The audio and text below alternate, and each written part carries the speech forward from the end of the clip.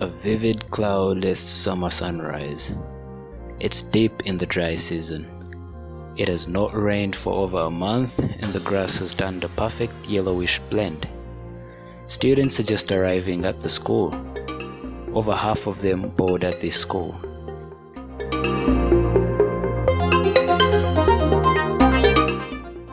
Hello, I'm Anne McCarthy. I live in UK. I'm a grandmother, 6 grandchildren, 4 children, and after they were grown up, after my children had grown, I backpacked to many different countries and I went to Uganda.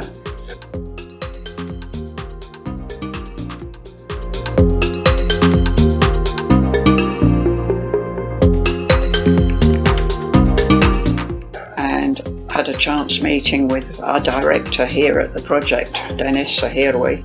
He was my driver up in Kampala, and then he asked if we could go down and see his village. This is Ruhanga, a tiny village in the remote southwest of Uganda, about a 7-hour journey from Kampala city.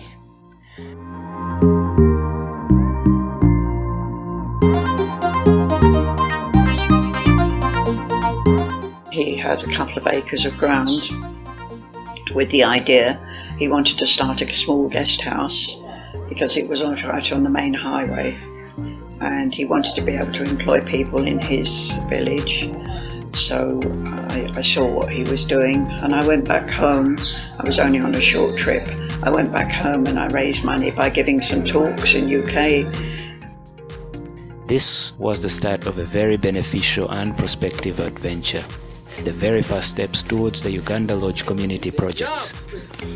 What started out as a couple of mud pits was to be converted into a lively guest house.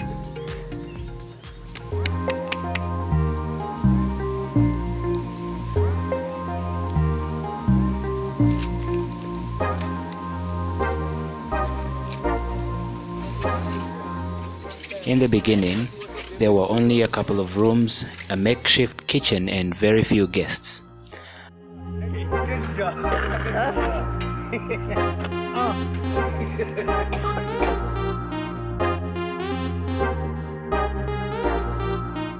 As of now, that is 2023, the lodge has over 20 rooms that usually accommodate guests and volunteers, backpackers, and anyone interested in the project ventures. Being the headquarters of the Uganda Lodge Community Projects, it is nestled right off the main highway at a walking distance to the other projects under the Uganda Lodge Community Projects.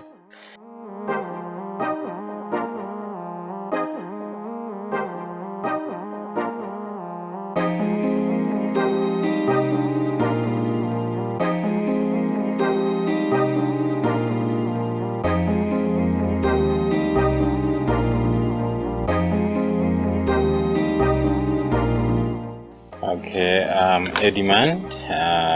At Uganda Lodge, I work as a volunteer coordinator, and at the same time, I do work as a personal assistant to the director, and that is Mr.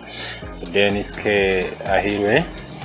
I've been at Uganda Lodge for a period of so far 7 months, since January 2023 up to date. Yeah, thank you.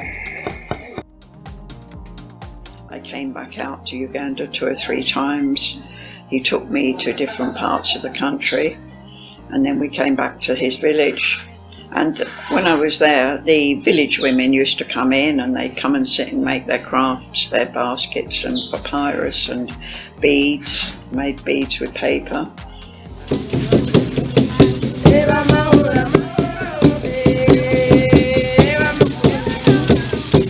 And they asked if we would start a nursery school. So we did that in 2007 and we started in an old redundant chicken house. We started off with about 10 children. These are some of the first pioneer students that the school enrolled.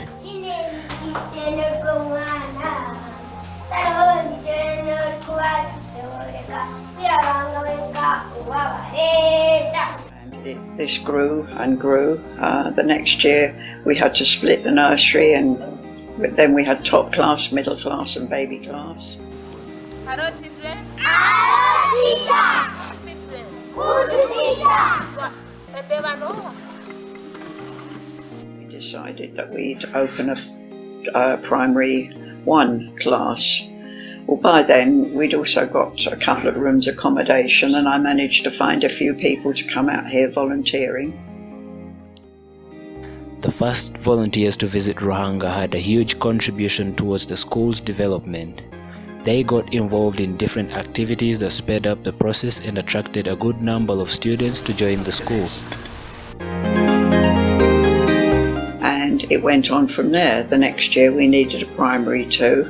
We had more visitors coming in, and we continued. So each year we added another year onto the school.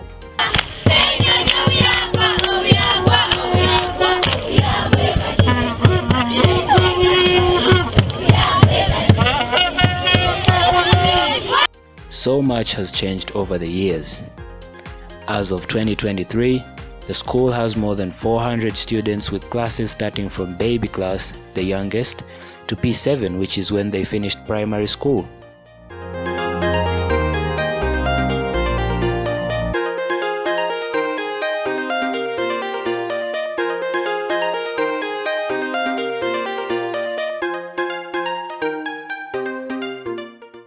So hello, my name is Teacher Joseph. At Ruhanga Development Primary School, I teach English language in P7 and P6. My name is Arjuna Alicious, a candidate from Ruhanga Development, head girl, the school head girl, secretary P7. My name is Ahedeza Vaison, a student at Ruhanga Development Primary School, class monitor P7 class. Yes, amazina mbanyita Inebyona Innocent, nde dukuko mwanya gwa Ruhanga Development. Naisaho emyezi 8 aho mu byo mwanya. Ati nkarebe some challenges nyingi z'ibyaha. Akarimo tukakunda kandi tutekaho uburyo bwona gukora cyamani. Kugera mu bintu by'ekiyungu tw'abantu tuteka kosa kiro 8 zo kutugwera abana b'ishomero. Tekayo kiro 10 zo kusigisa obushera. Tukona kiro 20 z'ebihimba. Tuzwanzamu vegetables, entora, carrots, cabbage, ukebyo nebyo. Asigara Inebyona Innocent. The school is now progressing at a steady pace. More buildings have been built, teaching and non-teaching staff enrolled to take care of the children. Volunteers are welcome to join the school operations, playing, teaching, guiding and helping the children acquire all the knowledge the school has to offer.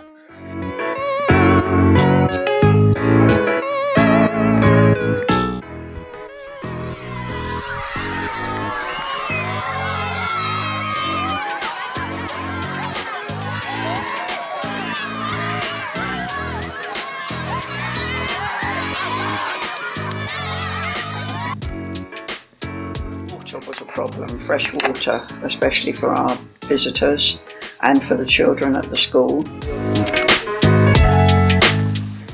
This was the biggest challenge that the school and the lodge faced in the early days.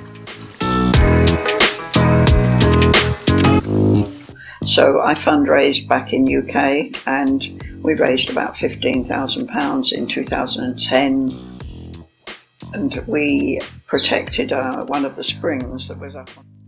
This was a gravity-relying water project that was shared between the community.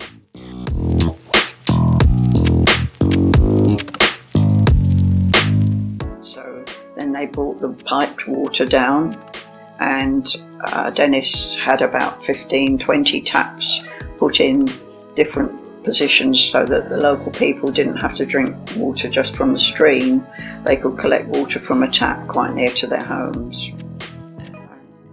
Access to clean water was a big step forward for the project.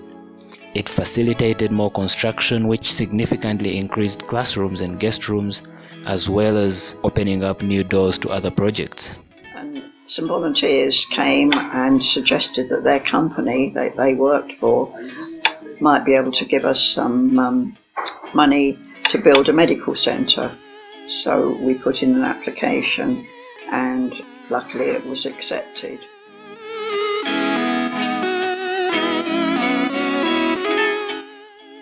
With a school and a guest house established, it was time to add another new entrant to the Uganda Lodge Community Projects, and this was the start of McNeil Medical Centre.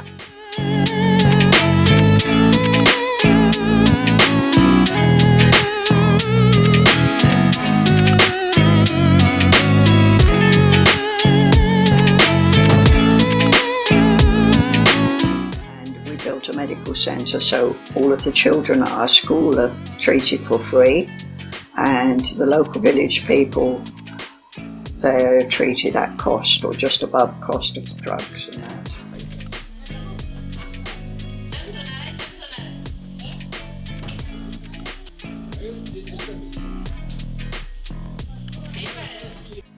This medical center brought reliable medical services closer to the community and greatly contributed towards the good health of the community. As of 2023, McNeil Medical Center offers services to the community and beyond, and has been hosting students on medical electives for a while.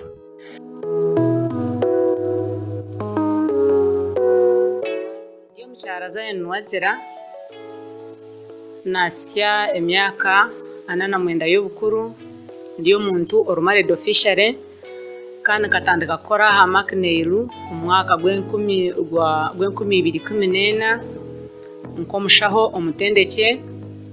Obwa hati ndi omwaka gwa 9 ha McNeil aha, kandi ninkora n'ekitongole ekirikugema abaana ningashi UNEP obwo nkwatanise n'abashaho abitojo nambwenu obwa hata hiwizira washanga ndiyo ninkora akapaka kugira ngo akamwe nkateka haruguto akandi ngume nkahanikira ahabo kuba ebiro 9 koshanica kare byo kwa munana Wednesday nyine ho kugema abana nambwenu nimpora ninkenyumirizamu abo kuba n'abantu bo mu biro ebyo kumobilizinga ahabwizoberyo, kandi nashemerwa no kuba niwe ahabo kuba wanyagitaho mobilization iyi n'abantu munye nkora we bari munwe.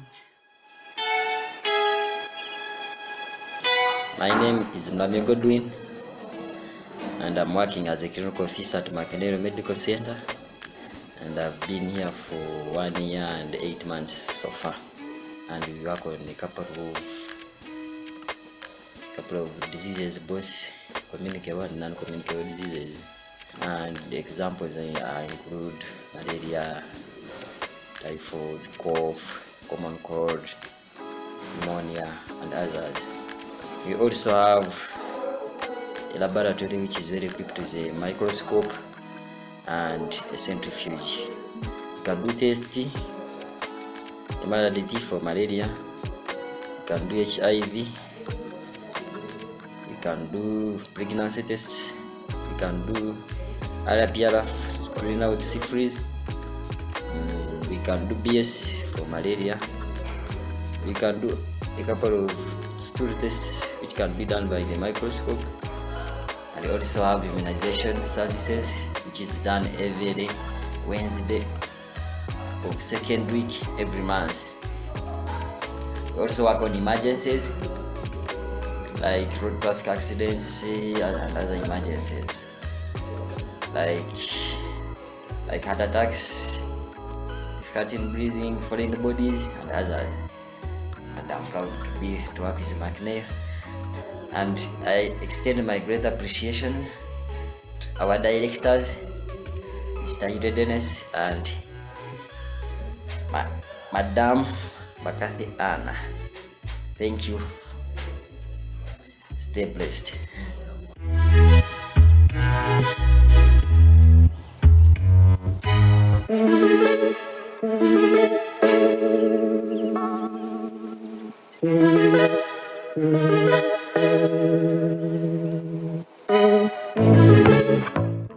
Hi, I'm Will. I've been here since November time, working as the medical development lead for the NGO. I first came to Uganda on a medical elective where I worked in the Tojo District Hospital, and I fell in love with Uganda, and I decided to stay longer term whilst I'm doing my masters here online. So since then I've been kind of promoting the medical elective side, partnering with different organisations around the world to expose Uganda Lodge and the medical activities to more people. I've also been trying to set up a programme where doctors can come and join in as well, not just medical students. And then also, the thing that I'm most interested in is the making Uganda Lodge a bit more of a hub for kind of academic activities with universities. So teams coming here to do research, coming here to do bigger interventions and things like that.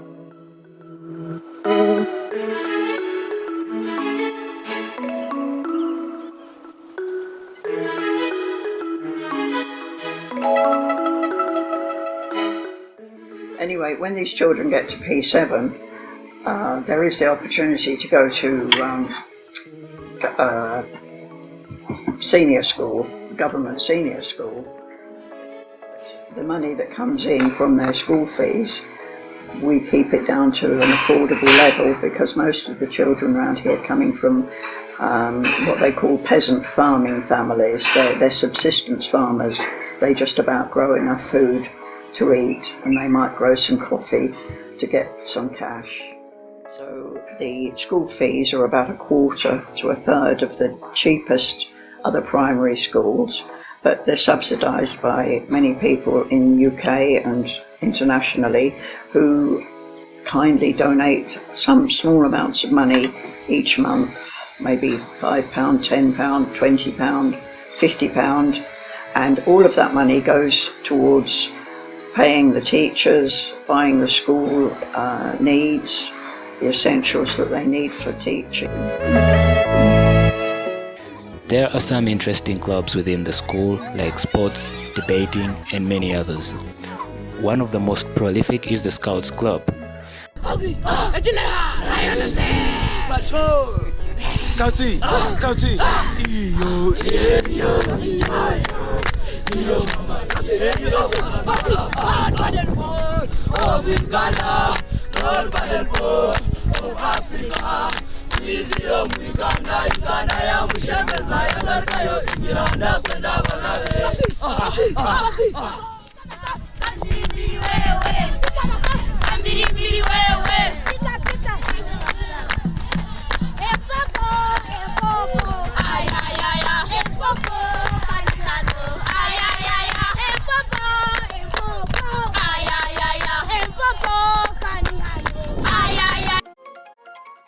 We decided, Dennis and I decided, that it would be a good idea to try and provide some vocation training, because quite honestly, when they do 4 years at senior school, they still only learned maths and English and geography and history and religious instruction, and it doesn't qualify them for any jobs. Dennis and I decided that it was much more sense to try and teach them some entrepreneurial skills and give them a trade of some sort, or the beginnings of a trade. And so we opened tailoring and knitting, and also hairdressing, a salon. And at the salon, students work on local people, and they charge just a small amount to have their hairs done, or maybe manicure, even massage, therapeutic massage they have. And the other workshop that we opened was tailoring and knitting, and the students there, under the tuition of the teacher, we pay a teacher in each of these, they make the uniforms for our school, so that it's a continuous circle. Hello, my name is Jessica. I'm a teacher at Ruhanga Vocation. A teacher hairdressing. This is my students. Thank you so much. When some of the children cannot afford to carry on with their studies, the vocational center becomes a better option, giving them skills that are applied in real life, helping these students find jobs.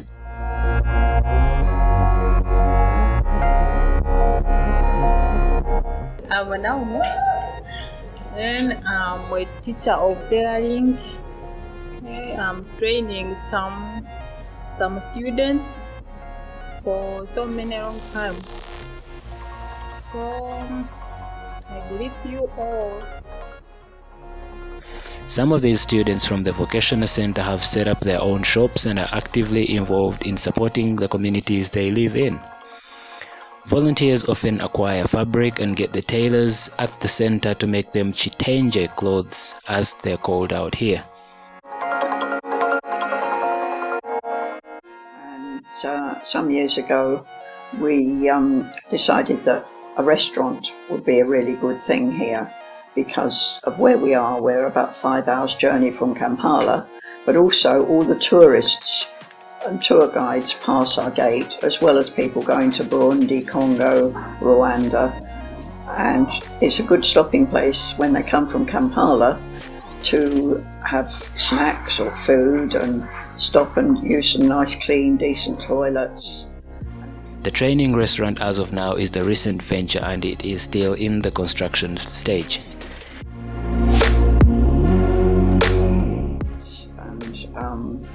And there'll be good toilets, kitchen, storerooms, and a large internal area for restaurant, and also a wide veranda outside where people can have short snacks or eat on a stop going on to further. So this potential training kitchen restaurant, if we were to do it how we like to make it really welcoming and clear the surrounding area, we would need about another £15,000, maybe 10,000 we could open, but to do it properly. And we also need an office and admin centre as part of this proposed training area. If you're planning a holiday with a difference, this is the right place for you. From the school, medical center, vocational center and the community, there will be something for you to do.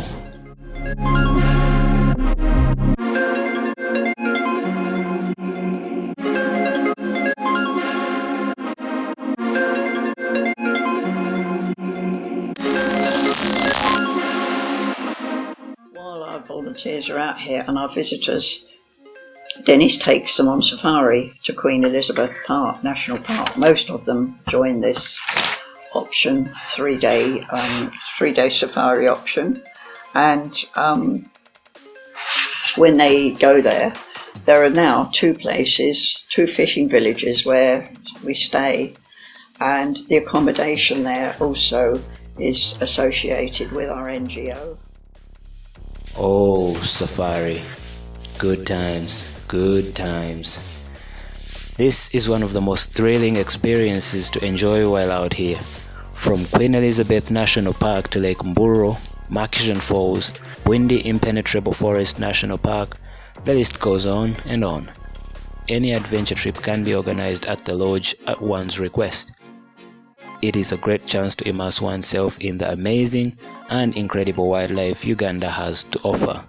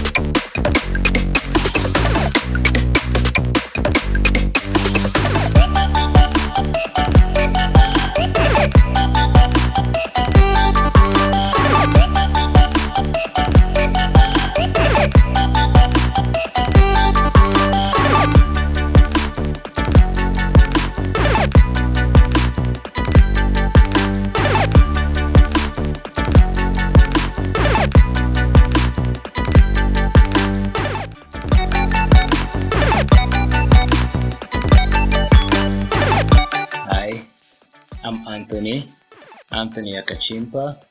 I usually go by as Tony. I'm a finalist at Kampala International University, doing a bachelor's in mass communication. I've been involved with Uganda Lodge for about 7 years, starting in 2016. I started out as the chaperone, escorting volunteers who were arriving from Kampala on the bus down to the lodge, and sometimes also on the way back. I then worked as a guide, taking these same volunteers into and anybody who visited the lodge to any interesting places they would want to go, or any short trips that they would do. I also got involved in many other things like cooking and painting and construction and entertainment as well. Basically, Uganda Lodge is a place that for anybody who wants a break from their normal daily routines, which is stressful, and you wanted to just step out, have some good maybe 3 weeks of just getting involved with the community, this is the perfect place for you. While you're out here as a volunteer, the list of things to do could be endless. It could be up to your skills. We do not make it a requirement for someone to be professionally qualified to be here. Anybody can basically come and get involved, and we receive groups of people, individuals, backpackers, and the sorts, and all the different travelers. Thank you once again for watching this documentary and supporting Uganda Lodge. Please follow links in the descriptions for funding and child sponsorship, and visit our website so you can know more about what happens with Uganda Lodge Community Projects. Thank you.